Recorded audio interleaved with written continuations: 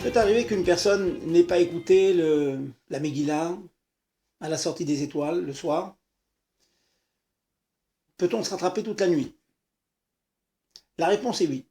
On peut lire la Megillah jusqu'à l'aube, jusqu'à Amoud HaShachar, bien qu'a priori certains préconisent de la lire avant Chatzot.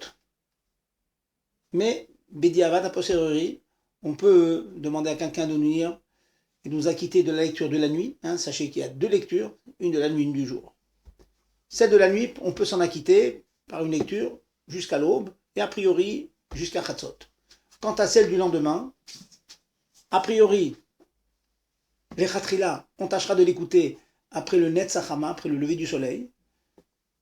A posteriori, si une personne est tenue d'aller travailler ou il a autre chose à faire, il pourrait lire ou écouter une lecture de la Megillah avant le Netz, mais à partir bien sûr du Amoud HaShachar, à partir de l'aube, parce qu'avant l'aube, ce n'est pas encore le jour, donc on ne peut pas être quitte de la lecture du jour. Vous vous demandez jusqu'à quand peut-on lire la Megillah? Toute la journée. Toute la journée de Purim, on peut lire la Megillah, mais bien sûr, il faut finir la lecture avant la Shkia, avant le coucher du soleil.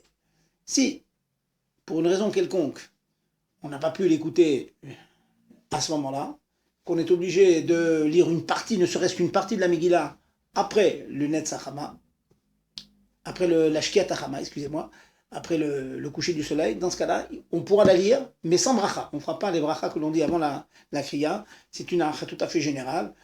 Lorsqu'une mitzvah a un temps limité au jour, comme par exemple les tfilin se mettent le jour, si pour une raison quelconque une personne n'a pas pu les mettre dans la journée, il peut les mettre après la shkia, après le coucher du soleil, mais il les mettra sans bracha, dans la mesure où, à ce moment-là, le soleil étant disparu derrière l'horizon, il y a un doute si ce temps-là est considéré comme le jour ou la nuit. Dans la mesure où il y a un doute, on a un principe de safek brachot lehakel. Lorsqu'il y a un doute s'il faut dire une bracha ou non, eh bien on s'en abstient. Ceci n'empêche pas la validité de l'accomplissement de la mitzvah.